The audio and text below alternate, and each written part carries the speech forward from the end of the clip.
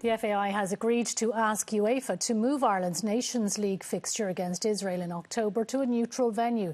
The decision was made ahead of Dáil motions this week, which will call on the government to support boycotting the game.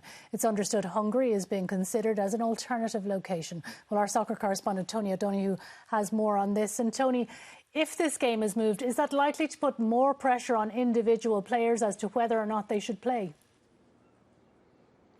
Undoubtedly it will, Vivian, because the players have been asked about this in every press conference over the last number of weeks when they've gathered together. And Seamus Coleman showed great leadership, you'd have to say. He said that, you know, we all have children. He said when they put on the green jersey of Ireland, they know that they represent the people of Ireland and they respect that.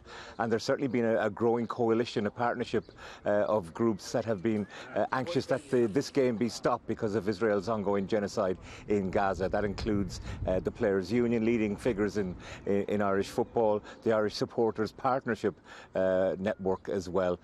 So really this is a question of the FAI saying it won't play the game here at the Aviva and they will go to a neutral venue. That gets them off the hook in some respects because they say no matter what decision they make has repercussions for them financially, of course, losing points on the field and losing the revenue of a full Aviva stadium in their matches, and that's significant to them. They say they've got to protect the interests of Irish football, but on the other side people are saying it's very important. Mary Lou McDonald of Sinn Féin said our motion supports the Stop the Game campaign. The call is quite clear for the game not to proceed in Ireland or anywhere else, and she says there's no support for our national team to play under the tricolour against Israel while a genocide is ongoing. Now, government leaders, we understand, are meeting tonight ahead of the Sinn Féin motion and the Social Democrats motion, but as I say, the FAI believe that their responsibility is to protect the future interests of Irish football, hence that's why they've come to this decision. All right, Tony, thank you. Well, staying with that story, we're joined now by Sinn Féin MEP Lynn Boylan. Thanks for coming in to speak to us on 6-1.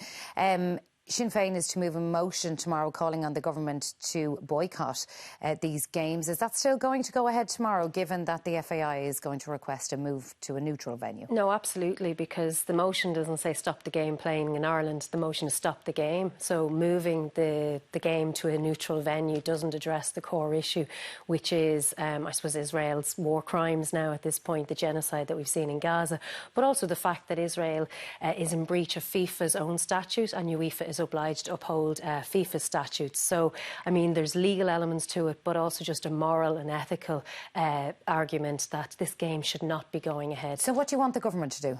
So what we want the government to do is, one, is to, I suppose, support, give the necessary support, pave the way for the FAI in the sense that if there is any financial penalty on the FAI, that the Irish government would pay that fine. Although we've seen with Russia, when 4 countries refused to play Russia, within 4 days, Russia was banned from UEFA and FIFA. So we don't even know if the FAI would face any penalties, but that the government would pay them. But also that the government has an obligation under international law that they must uphold, because the ICJ ruling on the occupied territories in 2024 clearly has said that the territories are illegal. Israel has 10 football teams to date playing on illegal Palestinian territory. They've also killed 1,008 Palestinian players and footballers, sports people, and destroyed 300 sports facilities. So the obligation on the Irish government to uphold international law cannot be ignored. They have a role to play in this, as does the sporting bodies. But it is FIFA's, or the FAI and UEFA's decision. Well, let's remember that the FAI is made up of its members, and the Professional Footballers Association of Ireland have called for this game to be stopped, as has the Irish Supporters Partnership, the Irish Football Supporters Partnership. We've had 93% of delegates at the General Assembly call for the game to be stopped. We also have had the sufficient number of signatures for the emergency general meeting to be held. So very clearly both the FAI members and the wider public don't want this game to go ahead. But the government cannot ignore the fact that they have legal obligations under international law to not be complicit, and that means supporting the FAI to not have this game played. If the game goes ahead and it is moved to a neutral venue, does this not just put pressure on the individual players to take a stand? Well, that's the point of this motion. Is this should never be about the players having to take a stand. They should be supported by their governments to not have to do that. And as I said, all we're asking for is the same standard to be applied. So when Poland, Czechia and Sweden refused to play Russia in 2022, FIFA and UEFA acted.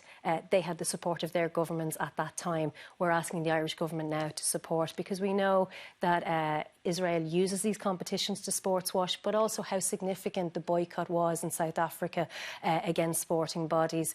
So it would be a really, really strong message to the world if Ireland was to take this step, and I'm sure other countries would then follow. OK, Sinn Féin MEP Lynn Boylan, thank you for joining us on 6-1.